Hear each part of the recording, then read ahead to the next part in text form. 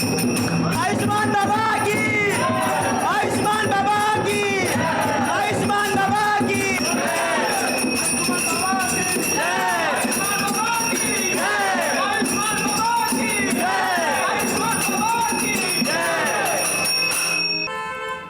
ये मेरी पत्नी है बाबा, डिप्रेशन का शिकार हो चुकी है, दिन रात दुखी रहती है बाबा, घर में बहुत क्लेश होता है, कृपया इसका इलाज कीजिए, हम लोग बहुत परेशान हैं बाबा।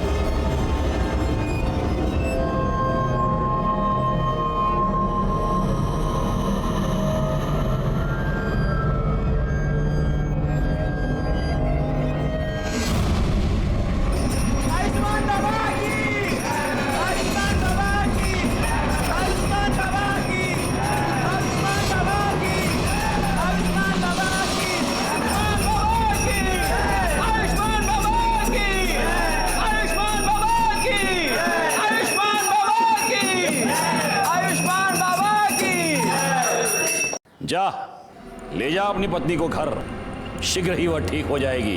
बाबा की जय हो, बाबा की जय हो। आओ भक्तों, बाबा का आशीर्वाद ले लो।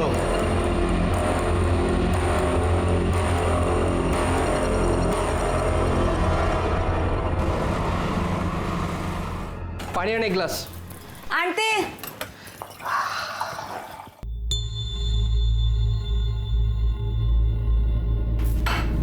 ये ले, घर खर्च के लिए। अब देख क्या रही है, पगार हुआ है आज। मुझे नहीं चाहिए तेरे पाप की कमाई। क्या बोलिस? पाप की कमाई? ये मेरी मेहनत का पैसा है। मेहनत का पैसा? हाँ, ये मेहनत का पैसा है तेरा या तेरे उस ढोंगी कमीने बाबा की पाप की कमाई है? ए बाबा को कुछ मत बोला, देख दांत तोड़ दूंगा मैं तेरे। तू भूल गया सब क्या किया था? वो बाबा जो भक्ति के नाम पे दूसरी औरतों की चुम्मा चाटी करता है। देख, मुझे तेरा नहीं पता, पर मुझे बहुत शर्म आती है इस पाप की कमाई खाने में। चल तेरी तो मैं।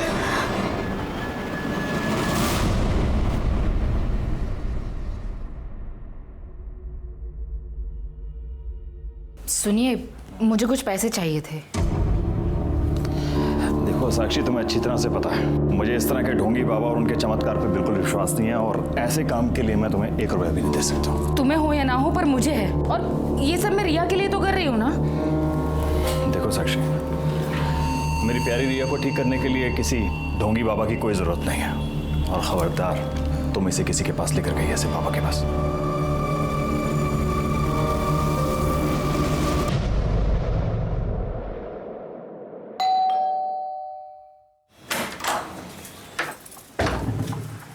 काजल, थोड़ी सी शक्कर मिलेगी? वाटी अनलेस? हाँ, वाटी।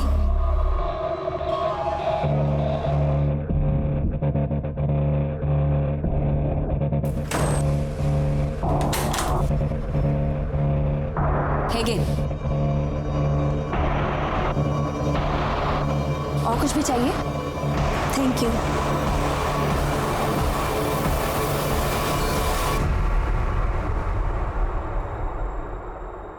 ठीक किया जो तुम इसे मेरे पास उपचार के लिए ले आई।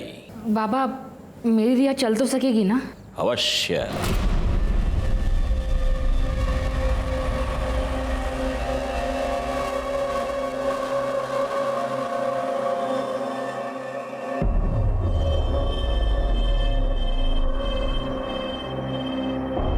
ले, ये तेल है, प्रतिदिन 3 प्रहर इस तेल से तेरी बच्ची के पैरों पर मालिश करना। भगवान की कृपा रही, ये बच्ची चलने तो क्या, दौड़ने लगेगी। सच बाबा? सुना रिया, तू चलने लगेगी? अच्छा बाबा, प्रणाम।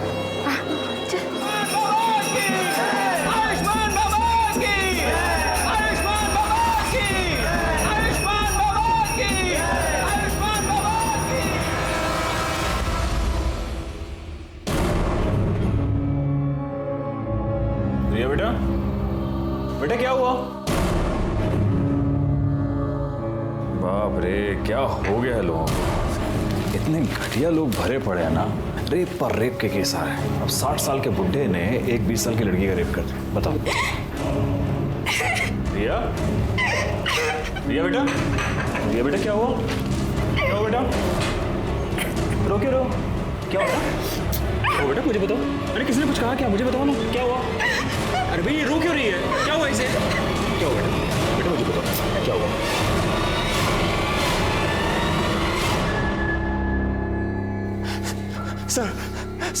सर देखिए ना सर, मेरी बेटी के साथ क्या हो गया सर?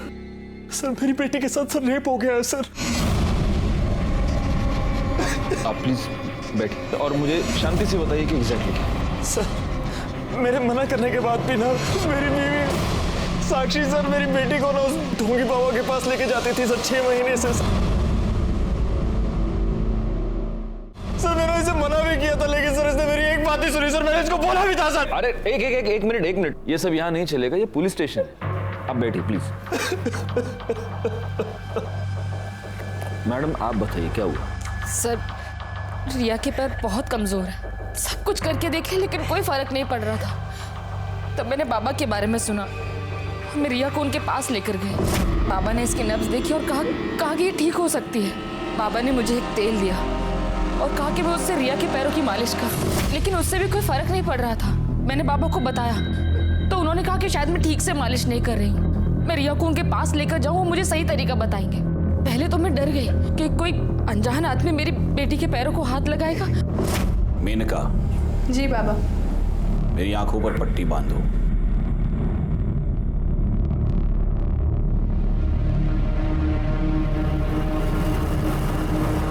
उसके बाद मुझे विश्वास हो गया कि बाबा ढोंगी नहीं है। लेकिन फिर 3 महीने पहले बाबा वो आज मेरे पास फीस के लिए पैसे नहीं हैं। अरे रे रे रे रे रे रे रे, पैसे नहीं है तो कोई बात नहीं, अब पैसा ही सब कुछ थोड़ा ना है, क्यों बाबा, है ना? अब पैसा नहीं है तो उसके बदले कुछ और देना पड़ेगा।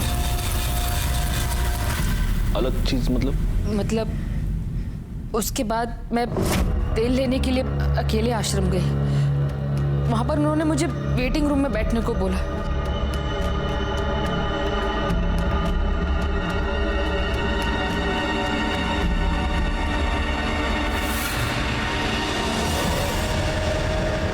कौन था वो?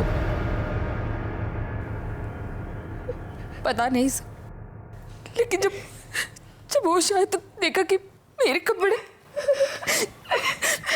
मेरे साथ भी रेप हुआ था। उसके बाद 2 बार और ऐसा हुआ। 3 बार तेरे साथ रेप हुआ, तूने मुझे बताया तक नहीं? तुझे मजा आ रहा था रेप करने में, और मेरी बेटी को लेकर गई उस ढोंगी बाबा के पास। तुझे कितनी बार बोला था? तुझे कितनी बार बोला इसको मत लेके जाओ?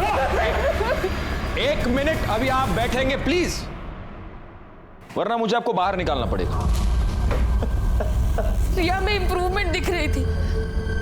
अगर मैं तुम्हें बताती तो तुम ट्रीटमेंट रुकवा देते, इसलिए मैंने नहीं बताया। लेकिन फिर 4 दिन पहले 13 तारीख को मैं रिया को लेकर आश्रम गई। आर्यमन ने हमें कहा कि हम वेटिंग रूम में वेट करें। बाबा बाहर गए, उनके शिष्य ने हमें एक शरबत पिलाया, जिसे पी के हम दोनों बेहोश हो गए। लेकिन बेहोश होने से पहले मुझे याद, आर्यमन मुस्कुरा रहा था। मुझे लगा कि फिर से, लेकिन जब मुझे होश आया तो मेरे साथ कुछ भी नहीं हुआ था। लेकिन रिया वहां से गायब थी।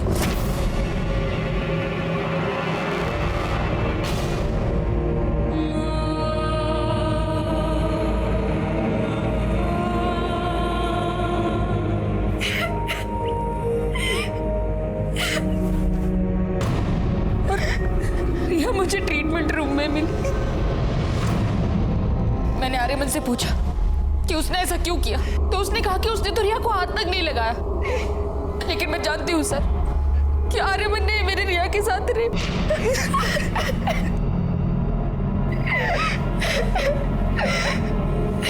बेटा क्या तुमने उस आदमी को देखा? वो आर्यमानी था?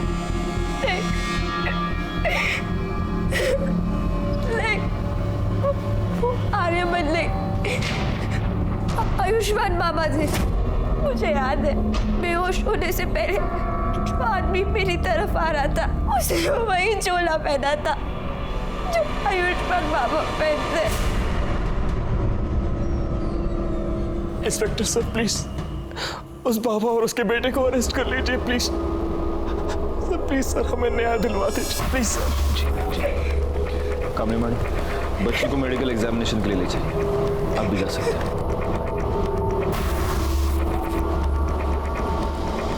रैकॉर्ड, हम चल के इस आयुष्मान बाबा से मिलते हैं।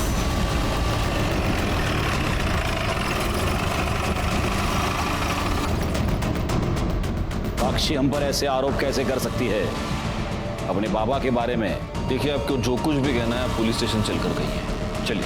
ए साहब, एक मिनट बेटा, ये कोई आम आदमी चलते फिरते आदमी नहीं है, बाबा है, आयुष्मान बाबा। और इनके भक्तों को पता चला ना कि आपने इनको ऐसे उंगली भी लगाई है, दंगे भड़क जाएंगे साहब, बता रहा हूँ। दंगे वंगे बाद में, सबसे पहले तो तेरे को उठा के अंदर डाल दूंगा। चल यार, ना चलिए चलिए, मैं कह रहा हूँ कर रही है। ये सत्य नहीं है। सभी भक्तों को वही शरबत ग्रहण के लिए दिया गया था।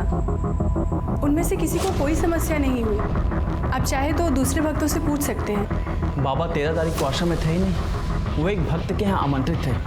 मैं स्वयं पूरा दिन उनके साथ ही था। हम लोग शाम को आश्रम एक साथ ही लौटे थे। सर, मैं तो ज़्यादातर अकाउंट केबिन में ही रहता हूँ, तो बाहर क्या चलता है क्या नहीं चलता मेरे को नहीं मालूम। सच है, भगवान भी इंसान को नहीं पहचान सकता। मैंने साक्षी और उसकी बेटी को बहुत सहायता की थी, फिर भी न जाने क्यों उसने मुझ पर ऐसे घृणित आरोप क्यों लगाए। लेकिन आपको क्या लगता है बाबा, मतलब क्यों लगाए होंगे उसने ऐसे घृणित आरोप आप पर? एक ही कारण हो सकता है। अच्छा? मेरे उपचार के पैसे देना नहीं चाहती होगी, अन्यथा मदद जो करता है उसे ऐसे प्रत्युत्तर में ऐसे घृणित आरोप कोई नहीं लगाता। लेकिन उसकी चूक हो गई, वो चूक गई। 13 तारीख को पूरा दिन हम आश्रम में थे ही नहीं। सर, इसके असिस्टेंट गणेश ने भी यही कहा कि ये लोग शाम को वापस आए थे। क्योंकि यही सत्य है। हमारा शिष्य गणेश पूरा दिन हमारे साथ था, और जिस भक्त के यहां हम पूरा दिन उपस्थित थे, आप उनसे भी पूछ सकते हैं। दोनों को आशीर्वाद है मेरे। अब हम यहां से प्रस्थान करेंगे। अरे नहीं नहीं नहीं नहीं, प्रस्थान वस्थान आप कुछ नहीं कर सकते अभी। क्या है बाबा, आप रेप अक्यूज्ड हैं, तो अब आप यहीं रहेंगे।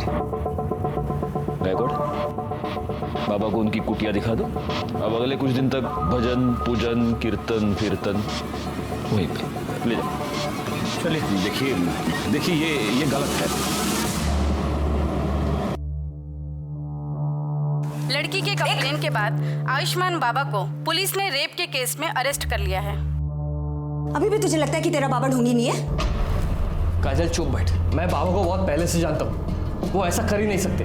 और अगर रेप हुआ भी है ना, तो बाबा ने नहीं किया है, वो उस कमीने आर्यमान ने किया है, क्योंकि वो आर्यमान एक नंबर का। अच्छा, तो फिर पुलिस ने तेरे बाबा को क्यों पकड़ा? हाँ, संभल के रह, संभल के रह, कहीं बाबा तुझे भी अरेस्ट ना करवा दे। सर, ये रही रिया की मेडिकल रिपोर्ट। इस रिपोर्ट के मुताबिक रिया की बॉडी पर कोई सीमन नहीं मिला है। ये तो एक्सपेक्टेड ही था। 4 दिन बाद वो लोग कंप्लेंट लिखवाने आए थे। 4 दिन बाद हमें क्या मिलने? सर, एक बात और, रिया की मेडिकल रिपोर्ट से पता चला है कि उसके साथ सेक्स हुआ है, वो वर्जिन नहीं है। नहीं, लेकिन कमली मैडम, ये बात लेकर हम कोर्ट में नहीं जा सकते। बाबा का वकील पहली हियरिंग में ये साबित कर देगा कि रिया खुद सेक्सुअली एक्टिव थी, और अब उसके माँ बाप बाबा को फंसाने के लिए सब चाल चल रहे हैं। नहीं, हमें कोई ऐसा पुख्ता सबूत चाहिए जिससे हम ये साबित कर पाए कि रेप बाबा ने किया है।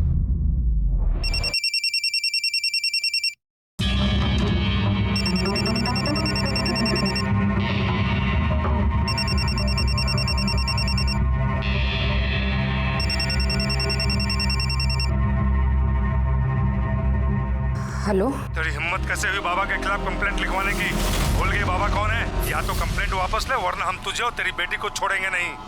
नहीं, मेरी बेटी को कुछ मत करना। वो कौन है? कौन है?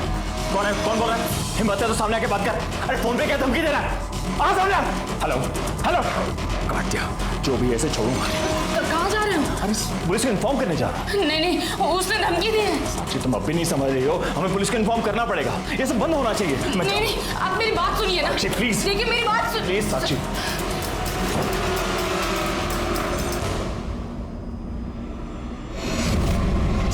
कुत्ते पहले मेरी बीवी और बेटी के साथ रेप करता है और फिर बाद में धमकी भरे फोन भी लगाता है। तू सोचता है मैं डर जाऊंगा? छोड़ूंगा नहीं तुझे साले। क्या चल रहा है? क्या चल रहा है? क्या कर रहे हैं? सर देखिए ना सर, मेरी बीवी के फोन पर सर किसी प्राइवेट नंबर से धमकी भरे फोन आ रहे हैं सर। कह रहे कंप्लेंट वापस ले लो, नहीं तो आपकी बेटी और बीवी को सर कुछ कीजिए सर। एक मिनट बैकवर्ड, ये नंबर नोट कर लो और ये नंबर ट्रेस करो, पता करो ये नंबर किसका है, कहाँ से आया है। आप प्लीज इनके साथ चलिए प्लीज। हाय चला कमाल लगा चला।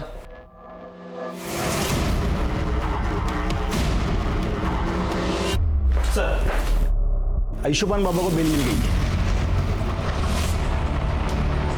ये तो नहीं था, सिवाय इनकी कंप्लेंट के हमारे पास है ही क्या? फॉर्मेलिटीज पूर्ण कर सर।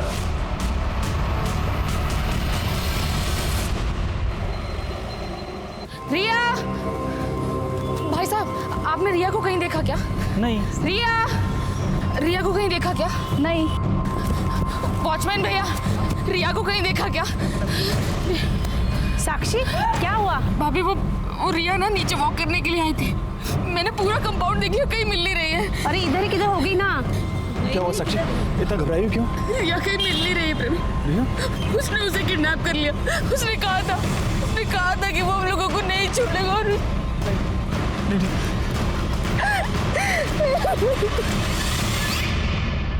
हरामखोर, रिया का रेप तूने किया है ना, मुझे सब पता है। क्या रे बड़ऊ, मैं किया है क्या लगा के रखा है? लड़की ने देखा तेरे को, स्टेटमेंट में नाम तेरा, तो मैं कैसे किया है हा? और वैसे भी वो जो तू आशीर्वाद के नाम पे वो जो चोला डाल के जो चुम्मा चाटी करता है, तो ठगी कौन तू?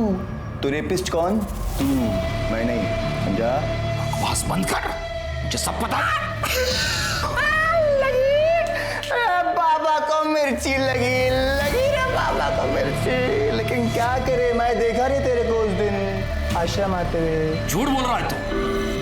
उस दिन मैं आश्रम में था ही नहीं, मैं तो शाम को लौटा था। ये जो तेरी झूठ की खिचड़ी है ना, ये तो येड़ा गणेश है ना, उसके साथ मिलकर पुलिस से खड़ा, मेरे को नहीं। मैं देखा तेरे को उस दिन शाम को वापस आते हुए भी, और रिया के साथ कमरे में करते हुए भी। हाँ, तो मेरे साथ ना शानपंती नहीं। चल जा जा जा। बाबा वो साक्षी ठाकुर आई है, बहुत शोर मचा रही है और तमाशा भी कर रही है। जल्दी चलिए।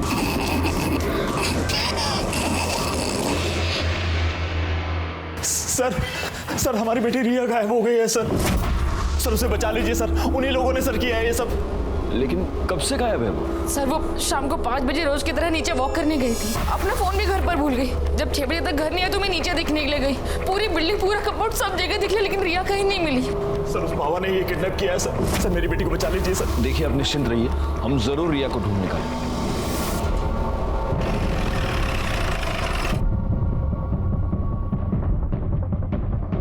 सर बॉडी को सबसे पहले इन औरतों ने देखा। ये सुबह यहाँ कपड़े धोने आई थी तो इन्होंने बॉडी को देखा। सर बॉडी पे कई जगह खरोच के निशान हैं और ये देखिए गर्दन पे जो मार्क है उसे देखकर तो यही लग रहा है कि मौत गला घुटने से हुई। एक मिनट पूरा चेहरा टर्न करना। सर तो रिया ठाकुर है।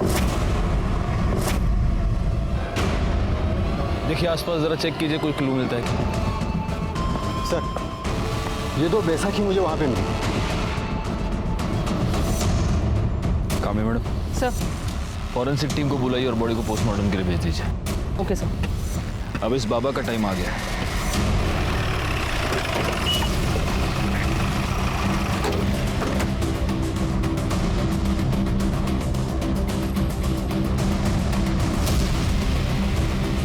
या तो ताला लगा हुआ। सुनिए, ये इस आश्रम को ताला क्यों लगा हुआ है? पता नहीं साहब, हम तो जब सुबह दुकान पे आए तो देखा कि ताला लगा है। बैकवर्ड, एक काम करो, ये बाबा, उसका बेटा, इस आश्रम के लैंडलाइन नंबर्स सब फोन टैप करो और ये पता करो कि इस बाबा की और कहाँ प्रॉपर्टी, और जरा इस बाबा के भी डिटेल्स निकालो। ये ओरिजिनली कौन है, कहाँ से आया है, और ये सारी डिटेल्स मुझे जल्द से जल्द चाहिए। सर पुलिस ने लड़के की पहचान रिया ठाकुर के नाम से की है। ये वही रिया ठाकुर है जिसने आयुष्मान बाबा पर बलात्कार का इल्जाम लगाया था। याद है ना तुम्हें? इसी बाबा ने तुम्हारे सामने मुझे किस किया था। तब तुम ऐसे ही बस मुंह खोलकर उसे देख रहे थे। तुम्हारी इन्हीं हरकतों से ना उसे बढ़ावा मिला है। और आज देखो, उसने एक छोटी सी बच्ची को मार के फेंक दिया। पर तुम आज भी ना बस ऐसे ही खड़े रहना, कुछ मत करना और जाप लागते रहना कि तुम्हारा बाबा इनोसेंट है ना? सर, कल रात को जब ड्यूटी खत्म होने के बाद आप घर चले गए तो एक आदमी ने कॉल किया था। वो कह रहा था कि रिया मर्डर केस के बारे में कुछ जानता है और आपको बताना चाहता है। मैंने उससे कहा कि आप घर चले गए तो उसने कहा कि मैं दोबारा कॉल करूंगा। उसने फ़ोन कट कर दिया और अभी तक उसको कॉल नहीं है। मैं सुबह से ट्राई कर रहा हूँ उसको कॉल करने की, लेकिन मोबाइल स्विच ऑफ आ रहा है। जोशी, पता करो ये नंबर किसका है। हो सकता है इससे हमें कोई इंपॉर्टेंट लीड मिले। Yes sir. रिया ठाकुर की पोस्टमार्टम रिपोर्ट के मुताबिक पहले उसके साथ रेप हुआ था, फिर 18 तारीख की शाम 7 और 8 बजे के बीच उसका गला घोट के उसे मार दिया गया। बॉडी पर सीमेन या कोई ऐसी चीज मिली जिससे मर्डरर को आइडेंटिफाई कर पाए? नहीं सर, बॉडी की फोरेंसिक रिपोर्ट 2 दिन बाद आएगी। 2 दिन? ठीक है, तब तक वेट करते, हो सकता है उससे कोई क्लू मिले। सर आयुष्मान ट्रस्ट के नाम से आयुष्मान बाबा की 4 प्रॉपर्टीज है, बोरवली, दहिसर, वसई और विरार में। लेकिन चारों प्रॉपर्टीज में कोई रहता नहीं है, वहाँ पे ताला लगा हुआ है। रिकॉर्ड एक काम करो, इन चारों जगहों पर सिविल में अपने आदमी रख दो 24 घंटे। पता नहीं क्यों मुझे ऐसा लगता है कि बहुत जल्द यहाँ पर कोई रहने आएगा। सर, हमने आयुष्मान बाबा की डिटेल्स निकाली तो पता चला कि ओरिजिनली वो विरार का रहने वाला है और कुछ साल पहले किसी रामनारायण तिवारी नाम के वैद्य को असिस्ट कर रहा था। उसका कंपाउंडर था। रिकॉर्ड एक काम करो, इस रामनारायण तिवारी वैद्य से पूछताछ करो और इस बाबा के बारे में जितनी डिटेल्स हो सके उतनी डिटेल्स निकालो। सर, वो हमारे पास 3 साल काम किया था। हमने उसको सब सिखा दिया था, मालिश करना, हड्डी बिठाना और आयुर्वेद तरीके से उपचार करना, दवाई बनाना भी। लेकिन था बड़ा होशियार, हर काम फटाफट सीख जाता था। लेकिन उसे एक आदत थी, वो आयुर्वेद और एस्ट्रोलॉजी की किताब पढ़ने का बड़ा शौक था। जरा सा भी समय मिले किताब खोल के पढ़ने लगता था। फिर एक दिन आया, कहने लगा कि हम कल से काम पर नहीं आएंगे। हम कहा काहे? बहुत उससे कहा कि रुक जा, लेकिन नहीं रुका, वो चला गया। 1 साल बाद सुनने में आया कि साकिब खान जो है आयुष्मान बाबा बन गए। एक मिनट, ये साकिब खान कौन है? अरे वही आयुष्मान बाबा जो है, वही साकिब खान है। मुस्लिम से हिंदू नाम बदल के बाबा बना। और ये आर्यमन उसका बेटा इमरान। हाँ, जब उसकी जोरू मरी तो इमरान 2 साल का रहा होगा। तो इसने माँ का भी प्यार दिया, बाप का भी प्यार दिया। बहुत लाड करता था और लाड प्यार के चक्कर में लड़का खराब हो गया। अच्छा, ये आयुष्मान बाबा मतलब आपका साकिब खान जब भी आपके पास काम किया करता था तो जो महिला इलाज करवाने के लिए आती थी उनके साथ कभी उसने बदतमीजी की थी? ना, कभी कोई बदतमीजी नहीं। अच्छा, उसके किसी रिश्तेदार को आप जानते हैं? नहीं, बस परिवार का मालूम था, सो हमने बता दिया।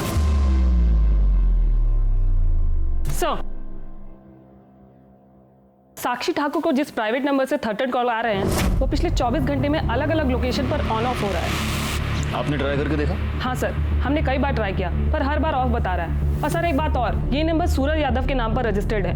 हमने उसके घर का भी पता किया पर वो एड्रेस भी फेक निकला। आप लगातार ये नंबर ट्राई करते रहिए और उसकी लोकेशन ट्रेस कीजिए। सर, कल रात को जिस नंबर से कॉल आया था वो मोबाइल नंबर किसी निखिल परांजपे के नाम पे रजिस्टर्ड है। निखिल परांजपे? Yes sir. निखिल परांजपे तो आयुष्मान बाबा का अकाउंटेंट है, यानी कि वो हमें कोई इन्फॉर्मेशन देना चाहता है। हम यहाँ बैठे बैठे उसके फोन का वेट नहीं कर सकते। कामड़ी मैडम, एक काम कीजिए, आप फौरन जाके निखिल परांजपे के बारे में पता कीजिए। Yes sir.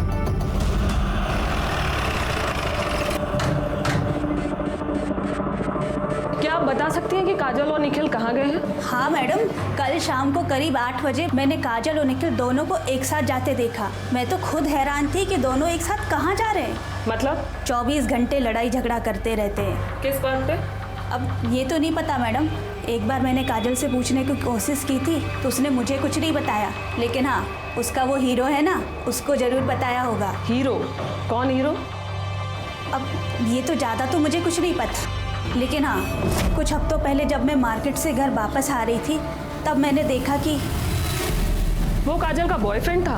अब ये सब तो मुझे नहीं पता, लेकिन हाँ, वो तभी आता था जब निखिल घर पर नहीं रहता था। कुछ दिनों पहले मैं काजल के घर शक्कर लेने आई थी, तब मैंने उसे बैठा देखा था। पहचान सकती हो कौन है वो? स्केच बनवा सकती हो? वो तो मैं नहीं बता सकती क्योंकि मैंने उसे सिर्फ 2 बार देखा है और वो भी पीछे से। निखिल और काजल का फ़ोन नंबर और फोटो तो होगा ही आपके पास? जी। मतलब आयुष्मान बाबा सादिक खान है जो फ्रॉड करने के लिए एक हिंदू बाबा बना। गायकवाड़, मैंने तुम्हें उसके प्रॉपर्टीज पर नजर रखने के लिए कहा था, उससे कुछ पता चला? नहीं सर, अब तक तो वहाँ कोई भी नहीं आया, और आसपास के लोगों से पूछताछ की तो समझा कि उन प्रॉपर्टीज में हमेशा ताला होता है, वहाँ किसी को आते जाते देखा नहीं है। उसके बैंक अकाउंट चेक किए? उसे पैसे की जरूरत तो पड़ती होगी। वहाँ से भी कोई लीड नहीं मिल पाया। जब से बाबा गायब हुआ है अकाउंट्स में ना कोई पैसे डिपॉजिट हुए हैं ना ही विड्रॉ। बड़ी अजीब बात है, एक फ्रॉड बाबा गायब होता है, उसके साथ उसका अकाउंटेंट गायब होता है और साथ में अकाउंटेंट की बीवी भी गायब होती है। अच्छा, अभी कामड़ी मैडम ये बता रही है कि बीवी का किसी के साथ अफेयर चल रहा था। हो सकता है इन दोनों के बीच में बहुत झगड़े थे इसीलिए उसका अफेयर चल रहा था, या फिर उसका अफेयर चल रहा था इसलिए झगड़े थे। कोई और रीजन लगता है? सर मुझे तो लगता है झगड़े का रीजन उसकी बीवी का अफेयर ही हो सकता है। लेकिन अगर ऐसा है तो कल शाम को दोनों एक साथ कहाँ पर गए थे? कहीं ऐसा तो नहीं कि मर्डरर को पता चल चुका था कि निखिल पुलिस को कोई इन्फॉर्मेशन देने वाला है, इसलिए इन दोनों मियाँ बीवी को साथ में कहीं पर बुला लिया? सर मुझे लगता है कि ये निखिल काजल और उसके बॉयफ्रेंड को कन्फ्रंट करना चाहता था, इसलिए उन्हें साथ लेकर गया, मगर काजल और उसके बॉयफ्रेंड ने निखिल को गायब कर दिया और दोनों भाग गए। पॉसिबल, लेकिन फिर भी ये थियरी है गायकवाड़, हम कंफर्म ये नहीं कह सकते कि निखिल अपनी बीवी के अफेयर की वजह से गायब है या फिर बाबा की वजह से। और गायब होकर गया कहाँ? सर, गोरे के जंगल एरिया में एक लाश मिली है।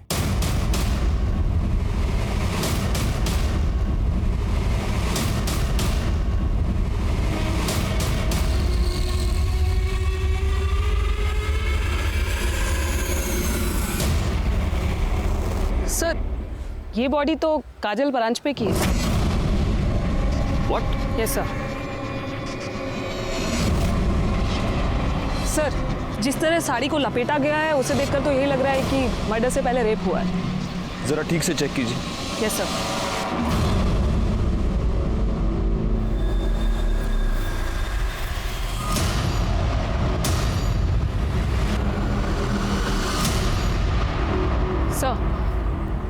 सर, ये एक नहीं 2 बॉडीज हैं। क्या? मेरा मतलब है सर, एक बॉडी में 2 डेड बॉडी। क्या बात कर रही हैं आप कामनी मैडम?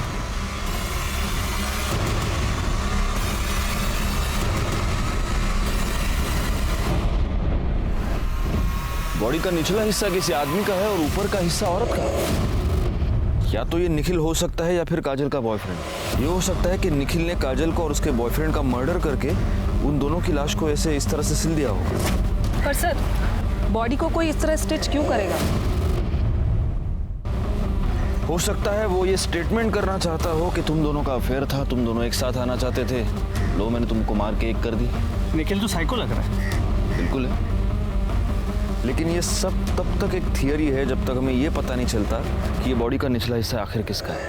कामनी मैडम, सर, बॉडी को पोस्टमार्टम के लिए भेजने का इंतजाम कीजिए और फॉरेंसिक टीम को बुला लीजिए। Yes sir. पता कैसे चलेगा कि ये बॉडी का निचला हिस्सा किसका है? सर, एक आइडिया है। काजल के नेबर्स ने कहा था कि उन्हें यहाँ 1 साल हो गया है। हो सकता है इस बीच को कभी बीमार पड़े और कभी अपना ब्लड टेस्ट किया, तो आसपास के लैब से कुछ इन्फॉर्मेशन मिल सकती है। मतलब ब्लड ग्रुप से? जी सर। Good idea. एक काम करो, उनके घर के आसपास जितने भी पैथोलॉजी लैब्स हैं वहाँ पर पता करो इमीडिएटली। सर, पैथोलॉजी लैब से मिली रिपोर्ट और पोस्टमार्टम रिपोर्ट में जो ब्लड ग्रुप आया है उससे ये साफ होता है कि लोअर बॉडी निखिल परांज पे की है। नहीं, लेकिन अगर निखिल परांज पे और काजल के बॉयफ्रेंड का ब्लड ग्रुप सेम हुआ तो? सर, ये तो मैंने नहीं सोचा था। पोस्टमार्टम रिपोर्ट के मुताबिक काजल का मर्डर 19 मई को रात 9 से 10 के बीच हुआ है और मृणाल ने हमें बताया कि उसने उन दोनों को 8 बजे घर से निकलते हुए देखा। मतलब निखिल ने यहाँ फोन करने के तुरंत बाद।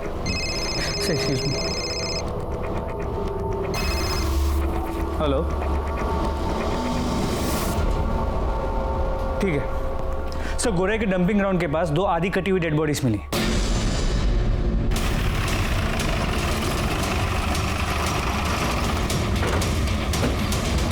साहब, मैंने ही आपको फ़ोन किया था। सुबह जब काम पे जा रहा था तभी ये मैंने देखा और 100 नंबर पे मैंने डायल किया। थैंक्स। जोशी, बगा। सर, ये बॉडी तो निखिल की है। मतलब इससे इतना तो क्लियर हो गया कि उस बॉडी का निचला हिस्सा निखिल का था। सर, सिर के पीछे गहरी चोट है। हो सकता है मौत की वजह ये चोट ही है। सर, ये देखिए।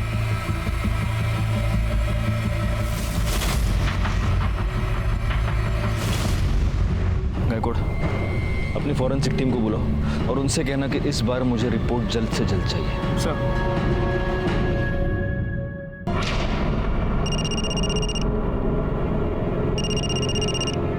हाँ सर। कोई अपडेट? सर मैं यहाँ पे कब से नज़र रखे हुए हूँ, लेकिन कोई हलचल नहीं। सर मैं यहाँ पे कब तक रुकूँ? वो बोलता हूँ मैं, लेकिन अभी के लिए वहाँ पे नज़र रखो। ठीक है सर, ओके।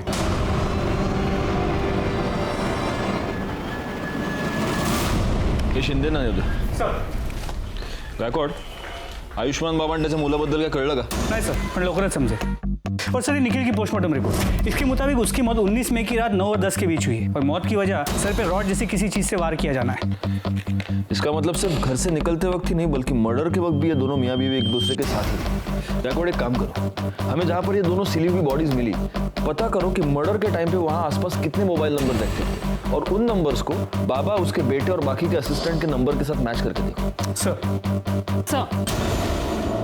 ये रहे काजल के कॉल रिकॉर्ड्स। इस कॉल रिकॉर्ड के मुताबिक काजल के कॉल्स की ड्यूरेशन 1 से 1.5 मिनट ही थी, सिवाय एक नंबर को छोड़ के। खोपोली में एक नंबर है, 3 हफ्ते पहले काजल ने उस पर 20 मिनट तक बात की थी। किसका नंबर है? काजल की माँ मुक्ता।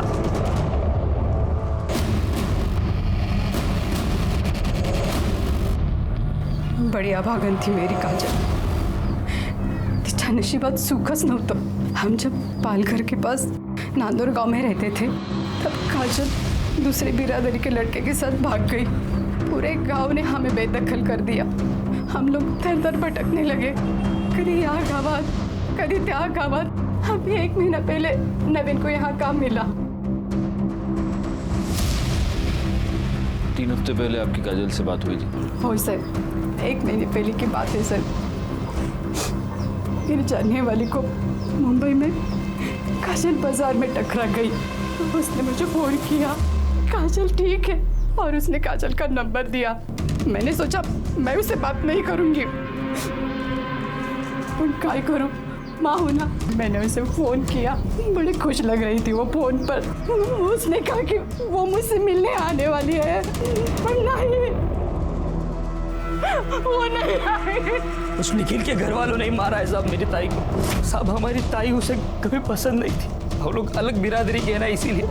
वैसे 19 तारीख को तुम कहाँ थे? मैं काम पे था साहब, विट्ठल और मैं साथ में ही काम पे जाते। विट्ठल कौन? हमारा पड़ोसी, इधर बाजूला रहा। निखिल की फैमिली का नांदौर का एड्रेस है आपके पास?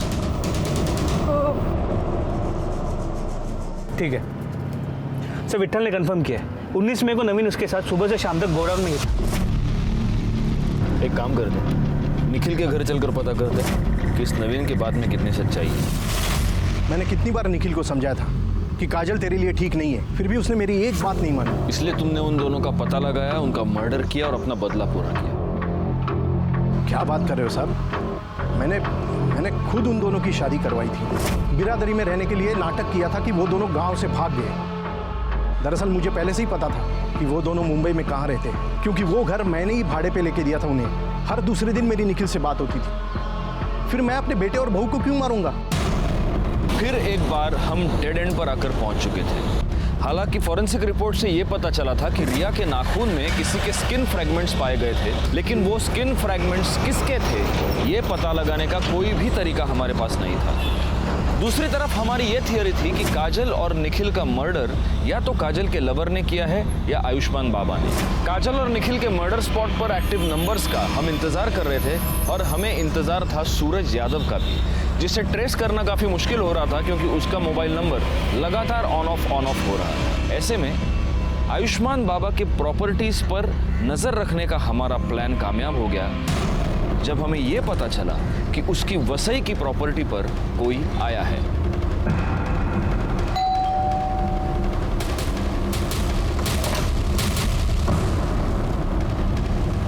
जी, आपका नाम?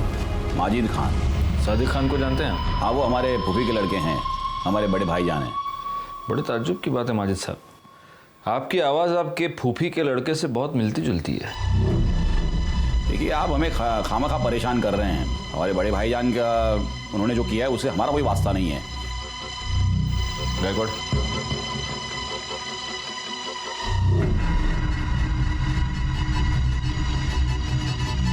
बड़े ताज्जुब की बात है। सिर्फ आवाज ही नहीं, आपके हाथ पर चोट का निशान भी आपके फूफी के लड़के से मिलता जुलता है। सुनिए मेरी बात सुनिए। आयुष्मान बाबा, अब तेरे आशीर्वाद देने के दिन खत्म हो गए, अब हम तुझे आशीर्वाद देंगे। सर मुसलमान होके मैं आयुर्वेद या ज्योतिष का धंधा नहीं कर सकता, इसलिए फिर सादिक खान से मैं आयुष्मान बाबा बन गया। सर मुझे बहुत जल्दी फेमस होना था, बहुत जल्दी बहुत सारे पैसे कमाने थे, इसीलिए वो लिप किस वाला आइडिया लगाया। साक्षी और रिया के अलावा और कितनी औरतों का रेप किया है? नहीं सर, मैंने किसी का रेप नहीं किया है सर। न मैंने न मेरे बेटे ने सर किसी का बेजा फायदा नहीं उठाया है। मानता हूँ सर कि वो बदजबान है, थोड़ा बेकाबू हो गया है, लेकिन सर वो ऐसा कुछ करेगा, किसी को इस तरह नुकसान पहुंचाएगा, ये मैं नहीं मानता। वो बेकाबू हो गया या तूने होने दिया? सर शुरू में मैंने उसे काबू में करने की कोशिश की, लेकिन इसको मशवरा देना सिखाऊं कैसे?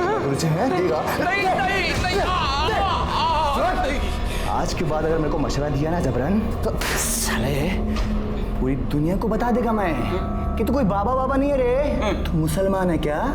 हाँ चल चल 25,000 लेके। अरे ऐश करने की, अरे चल जा खड़ा हो। लाता। अच्छा ये बता, निखिल के साथ तूने क्या किया? निखिल के साथ? सर उसके साथ मैं क्यों कुछ करूंगा? क्योंकि तुझे ये पता चल चुका था कि रिया मर्डर केस में निखिल हमें कोई इन्फॉर्मेशन देने वाला था। नहीं सर, मुझे इसके बारे में कुछ नहीं पता है, बल्कि मैं तो उसे नौकरी पर भी नहीं रखने वाला था जिस दिन से मैंने काजल के बारे में सुना है। मतलब सर वो काजल को भगाकर शादी करके मेरे पास आया था मुंबई। काजल को मेरे पास इसलिए लाया था कि ताकि मैं उसको आशीर्वाद दूं, और फिर मेरे पास नौकरी मांगने लगा, और उस वक्त मेरे पास एक अकाउंटेंट की जॉब खाली थी, तो मैंने कहा था उसे कि मैं उसे नौकरी दूंगा। तो ठीक है, कल से तुम यहां नौकरी पे आ जाना।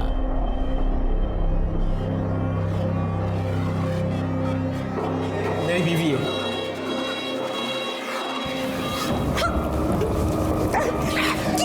आर्यमन, ये क्या बदतमीजी है?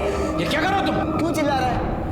आशीर्वाद तो दिया है जैसे तू देता है। निखिल, रिया और काजल तीनों का मर्डर हुआ है। बता इसमें से कौन सा खून तूने किया, कौन सा तेरे बेटे ने किया, या दोनों ने मिलके किए तीनों खून? नहीं सर, हमने किसी का खून नहीं किया, सच कह रहा हूँ सर। अगर मर्डर नहीं किया तो भाग क्यों गया था? रिया के बारे में सुन के डर गए थे हम लोग। बेटा कहाँ है तेरा? कहाँ छुपा के रखा है उसको? जिस दिन से आश्रम से भागा उस दिन से वो गायब है सर।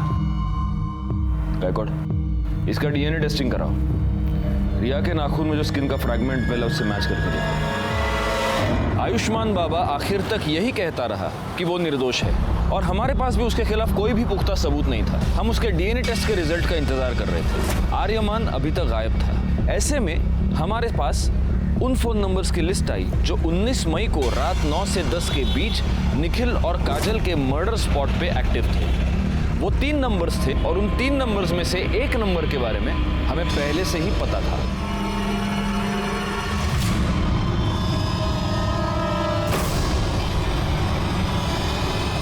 ताई की वजह से हमने बहुत दुख देखे थे साहब। मैं उससे बदला लेना चाहता था, पर पता नहीं था कि वो कहाँ रहती है। फिर पता चला कि आई को उसका फोन नंबर मिला। तो तू पहली बार में ही कामयाब हो गया। तूने काजल को फोन करके गोराई बुलाया और वहां पे तूने उसको मार दिया। नहीं साहब, पहले मैं उसके घर गया था उसको मारने के लिए, लेकिन तब उसकी पड़ोसी ने मुझे देख लिया। दूसरी बार अखबार वाला पैसे लेने आया था। तो वो तू था जिसको मृणाल ने देखा था? मैंने सोचा कि ताई को किसी ऐसी जगह ले जाके मारना होगा जहाँ मुझे कोई देख नहीं पाए। हाँ बोलो नमीन। वो कुछ काम से मैं मुंबई आया था, तो आपसे कुछ जरूरी बात करनी है, मिलना था। अरे पर ताई, मैं वो सब आपको मिलके बताता हूँ। आप एक काम कीजिए, आप मुझे गुराई के पास आके मिलिए। अच्छा ठीक है, मैं आती है। क्या हो गया, यहाँ क्यों बुलाया? घर आ जाता ना। छोड़ूंगा नहीं। छोड़ उसे। देखा, मैंने तुझे कहा था इसे सुनसान जगह पे बुला, जरूर कुछ गड़बड़ है। सब उसके बाद मैं घर जाके विट्ठल को मना लिया, ताकि कल को अगर पुलिस पूछे तो उनसे झूठ कहे कि मैं दिन भर उनके साथ था। लेकिन तू अपने मोबाइल को नहीं मना पाया, और तेरी मोबाइल लोकेशन ने तुझे फंसा दिया। निखिल और काजल के मर्डर की चार्जशीट फाइल करो इसके ऊपर। सर इन्फॉर्मेशन मिली थी कि सूरज यादव, जिसने साक्षी को थ्रेटनिंग कॉल किया था, वो एक प्रोस्टिट्यूट के पास रेगुलरली जाता है। सर उसी एरिया में भी सूरज का फोन स्विच ऑन हुआ और उसने एक फ़ोन कॉल किया जिसे हमने रिकॉर्ड कर लिया है। सर सुनिए वो क्या कह रहा है।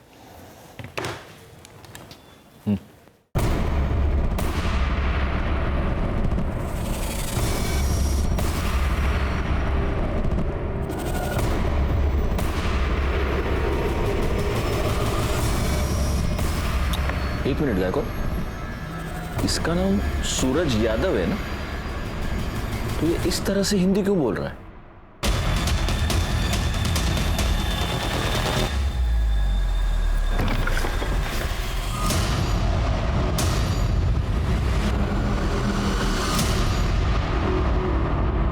क्या बोला हूं तुझे?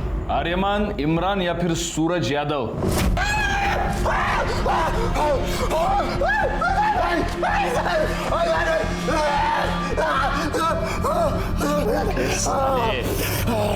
रिया के नाखून में जो स्किन मिला है ना, उससे तेरे बाप का डीएनए 50% मैच होता है। इसका मतलब तेरा पूरा 100% होगा। इसलिए मैं बोल रहा हूँ नाटक मत कर, क्योंकि हम ये आसानी से प्रूव कर सकते हैं कि तूने रिया का मर्डर किया।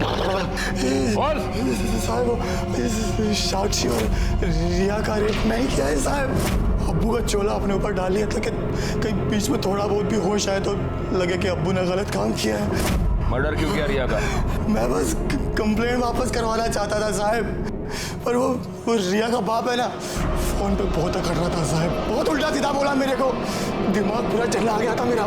बस मैंने सोच लिया था साहब कि इस साले को सबक सिखा के रहेगा मैं। मेरे को पता था कि रिया रोज शाम को ना कंपाउंड में वॉक करने को आती, और शायद उसके बाद उसकी बॉडी रात को मैं ठिकाने लगा दिया। पर ये सब बूढ़ा हुआ ना, वो मेरा अबू, उसने मेरे को सब करते हुए देख लिया था साहब। बहुत घबरा गया था साहब, वो बहुत डर गया था, जबरदस्ती मेरे को छुपाया साहब। साक्षी और रिया पर रेप करने के जुर्म में और रिया के मर्डर के जुर्म में तुमको अरेस्ट करता हूँ। चार्जशीट फाइल करो। फॉरेंसिक रिपोर्ट से यह साबित हो गया कि वो स्किन आर्यमान की थी। निखिल काजल मर्डर केस और रिया मर्डर केस फाइनली सॉल्व हो गए। नवीन, जिसने अपनी बहन को एक भयानक, एक दर्दनाक मौत दी, उसका पूरा प्लान उसकी फोन की वजह से फेल हो गया। रिया, जो कि शारीरिक रूप से कमजोर थी, अपने माँ के अंधविश्वास और अंधभक्ति की भेंट चढ़ गई। इसी के साथ मैं सीनियर इंस्पेक्टर राजेश यादव आपसे विदा लेता हूँ। दोबारा मिलूंगा, तब तक सतर्क रहिए और देखते रहिए क्राइम पेट्रोल दस्तक, क्योंकि मकसद बताना नहीं, बचाना है। जय हिंद।